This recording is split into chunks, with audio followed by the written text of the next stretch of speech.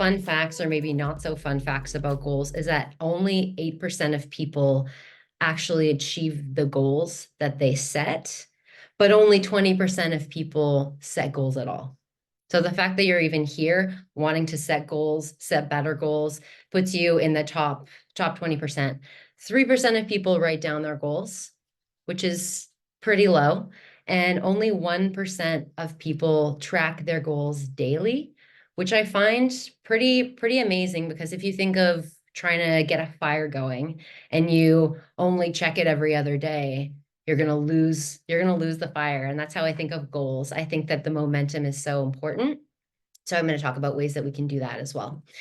And what we're going to cover, I'm going to cover 4 science-backed reasons why people miss their goals, how you can identify and overcome some of those blockers, how you can set goals to make yourself more happy and have a more fulfilled life, because what's the point of having a full bank account if you're spiritually bankrupt or unhappy? And I'm going to talk about the proven goal framework that I've used to reach 97% of my goals in the past 3 years. I've been developing it for a little while, and it's been working really well. And I'm going to talk about some step-by-step systems as well to track your goals. So let's first jump into the common goal crushers. If anyone's feeling brave, can you drop in one reason why you didn't hit your goal? No one's feeling brave? Okay, lack of time. Nice. You're brave. You guys all achieve your goals? Okay, we're not setting them. Yeah. Shifting priorities, change directions, losing focus. Awesome. Yeah. Unrealistic. See, it's so interesting because you see there's all these different reasons, right? But what I did is I actually took all these different reasons, people who are surveyed, interviewed, scientific research, and I was able to distill them down into 4 main categories. And if we know the 4 main categories, then we know what specifically we need to work on and how we can overcome it. So the first one is mindset. Misalignment is the second. System or lack of systems. And then classic, lack of accountability. But I'm going to talk a little bit more about what that actually means, and then tools that we can have to resolve it, so that moving forward when we're setting our goals, we know what to look out for and how we can overcome it. So mindset is probably one of the biggest goal crushers. That would be fears, maybe imposter syndrome, having a fixed mindset, thinking you can't do something, a victim mentality, or even mental health challenges or overwhelm, anxiety, these types of things. Really common. So all of these things we can do. We can read Mindset by Carol Dweck. We can do therapy and coaching to support that, get in a supportive environment, set journaling goals or self-talk goals, set action, overcome limiting beliefs, and really identify, like, why actually did I not reach this, and get really real about it. The next one is misalignment, which I think is probably one of the most sneaky ones that I only realized recently. And that is actually, you're not going to complete the goals that you don't really deeply, truly in your core care about. The goals that you're doing because someone else is kind of making you feel like you should. Like, society is showing you this, so you think you should do that. It's the theory of mimetic desire. And it's interesting, the way to overcome this one, and this is in Think Like a Monk, Jay Shetty's book, is actually looking at your family of origin, maybe coming up with a dream board, but also getting really somatic and feeling what resonates in the body, what feels good in the body, and thinking of your goals like, do I really actually care, or do I just think I should care? Yes, I would love to send you a book of resources. Absolutely. The next one is systems. So this is what we're going to talk about the most in this workshop. And this is what I kind of locked in, but it's not just how to track your goals, but it's also setting them in a specific way. I know someone said too lofty, setting them in a way that's realistic. It's tracking them in a way that's structured and consistent.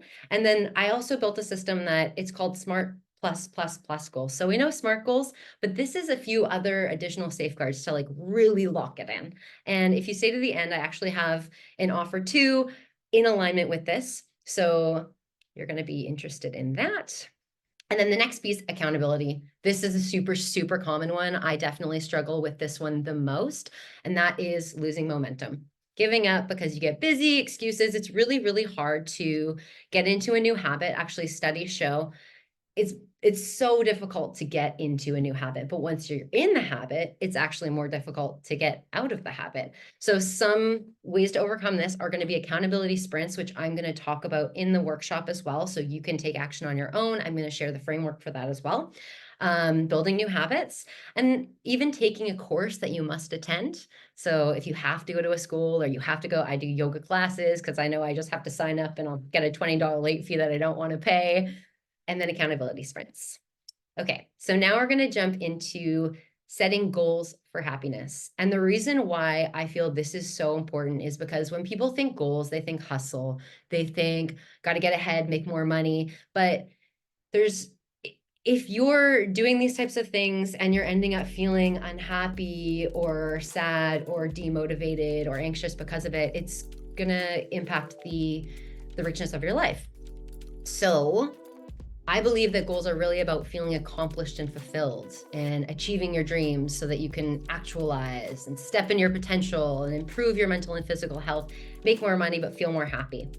And I went along this journey myself. This is why I created this system. I was feeling really unhappy. I was feeling stuck. I was in a dead-end job. I was struggling with mental health and I was so unhappy. So I went through this journey here, therapy, amazing, reading lots of self-dev books, doing somatic work, taking university courses on psychology and frameworks. And finally, I did a goals challenge where I was challenged in this 90-day goal challenge to set a wellness goal. And the wellness goal that I set was meditation. It was a meditation number. And at the end of that 90-day challenge, my world had been transformed because I had forced myself to implement wellness into my goal setting practice. And it helped me elevate every other part of my goals journey. So the really cool thing is there are 8 pillars of wellness that we should include in our goal setting practice to have a balanced life that will help us have goals that we feel great about. So as I go through them, look at the goals that you have, maybe write down some ideas for goals that you have, and try and have a bit of a balance in all these different parts of the pillars of wellness. So the first one is mindset. And if mindset is one of those blockers that you're struggling with, I definitely recommend mindset goals to help you better connect with yourself and your internal world and overcome mental blocks. Some of my favorite mindset goals that I set every time are mindful minutes or meditation minutes. Also journaling, which is an incredible way it's like self-cognitive behavioral therapy. It's a great way to stay in touch with yourself and not bullshit yourself, and doing things that scare you, pushing yourself out of your comfort zone. The next one are goals that are in alignment with your spirit or your soul. This doesn't have to be a religious practice. It can be a spiritual practice in that you're doing things that fulfill you and fill your cup, deepen your sense of fulfillment, and bring meaning to the world. Volunteering could be one, creating for the sake of creating, visualizing or praying, just the ways that you can feel fulfilled and get grounded, and it'll impact the rest of your goal setting practice. The next one, this is actually my favorite one. I feel like people don't think of this when they think of goals, it's experiences. And because variety is the spice of life and getting outside of your comfort zone will help you discover more about yourself, I love setting goals that are trying new things. So like trying a salsa class, visiting specific countries or a travel number of countries, taking a pottery class, and doing new things expands you as a person, and it helps you just get unstuck. The next one are habitual. This is what I think most people think of when they think of goals. It's goals to build habits like drinking more water or doing longer walks. And as I mentioned before, having habitual goals means that if you do them consistently, you're going to be able to have it become a habit, and then it's going to become easy. Financial, of course, we want to set financial goals, but it doesn't necessarily mean you're going to be saving a certain amount of money. It could be building a better relationship with your money mindset. It could be taking a course or teaching yourself about money, but just having a set specific goal around finances or money is definitely a pillar in the pillars of wellness. Health, duh, health is wealth. And that could be physical and mental health. Some health goals might be going to the gym a specific number of times, tracking macros, doing couch to 5K, goals to help you live a happier, longer, more healthy life. And then social. Social could be thought of as community, but we are social animals. And studies have actually shown that one of the key markers of longevity is social activity and community. So just pushing yourself to commit to some social occasions. Maybe it's visiting your mom a certain number of times, or organizing dinner parties with your friends, or joining a networking group, ways to feel more fulfilled and build a network and expand. And then I think this is the last one, it's occupational. When I say occupational, I don't necessarily mean in your job, I mean your life's work, your life's mission. If you have a project that you're working on building on the side, that would be occupational as well. And it is to help you get closer to that self-actualization, that dream life. Some examples could be asking for a promotion. It's not getting a promotion because you're not necessarily in charge of that. You don't get to decide that. But if you ask, that's a goal that you achieved, and that's scary as hell. Taking a course could be one, or increasing revenue by a certain number. That's actually not even the best type of goal, and I'll go into why next, because I'm going to talk about the goal setting framework now. Okay, so remember these that I mentioned but minutes ago: the blockers, mindset, misalignment, lack of systems, and accountability, right? So I developed a framework where we're going to crush all of these with systems. And this is the system that I came up with. So the first step in the system is see and somatic, which means we visualize what we want and we think about how it feels in our body. And that is going to prevent us from setting goals that are in misalignment with what we actually want. Because if we don't actually want them, we're not going to achieve them. And then we're going to think, oh, I don't achieve my goals, and you're going to fall off. So in alignment. The next one is subcategories, which stands for those 8 pillars of wellness. And that's going to be linked to the mindset piece, because those pillars are helping you build a more resilient mindset. They're helping you grow and build confidence, and almost like forcing yourself to get stronger just by setting these types of goals. The next one is SMART plus plus plus, which I'll get into in more detail, but it's those SMART goals with a few other safeguards, safe rails. Then we have systems for tracking, which is having a daily tracking system, as well as planning, and sprints, which is doing sprints with a small group, and then self-reflection. I know it's a lot. I'm trying to cram it all in, but I'm going to get into the nitty-gritty of it now, and there will be a replay, as I mentioned. Okay, so I mentioned these 2 already: C and somatic, subcategories, SMART plus plus plus. Okay, this is where we get a little bit like we can start doing a little bit of the workshopping right now. So most people have heard of SMART goals: specific, measurable, attainable, realistic, time sensitive. There's a few iterations, but I do plus plus plus because that's not specific enough for me. And I don't know how I'm going to achieve it in that amount of time. So I like to take annual goals and break them down into how I might do them in the year, month, week, whatever, and think of that. And I like to set OKR style goals. I know there's a lot of people in the tech world here, so that might resonate with you, but essentially an OKR goal stands for objective. An example could be, my objective is to lose weight. It could even be, my objective is to lose 15 pounds, but that's still not necessarily something you can put specific effort into and achieve. So instead, I want to set goals that are around like key results. So what you could do is you could track calories for a set number of days for a month. You could do X amount of 30-minute workouts. At the end, maybe you've lost the weight, maybe you haven't, because that's a very difficult goal to achieve without some trial and error, but you're going to be working towards it. And then the final one, which I think is one of the most important, and a lot of people shoot themselves in the foot on this one, is giving yourself space to fail. When people set goals, they're quite often, okay, I'm going to do it every single day. And you miss a day, and then you feel like you completely fall off the rails because you just feel bad about it. So, for example, if you did want to do every single day of working out, let's change the verbiage to work out 7 days this week. And then if you miss a day, okay, then you're going to work out twice the next day. You missed 2 days. All right, do you really want this goal? Then you're going to work out twice 2 days. And if you're not willing to be flexible and to like save yourself and show up for yourself in those times, then maybe you actually don't care that much about the goal. So you just got to get real. Okay, here's the system. Here's the system for tracking. So as I mentioned, we're getting into systems for tracking. So what I do specifically is I have a notes file on my phone.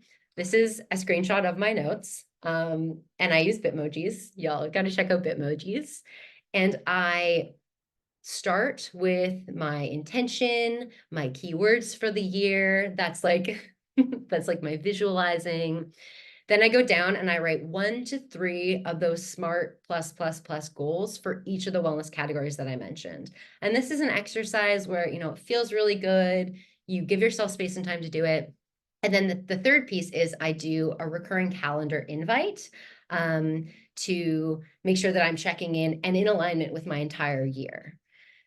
So this is the piece 1 of systems. And then piece 2, as I mentioned, you need to check in daily to have that fire burning. So you need a daily system. So that's where this app comes in.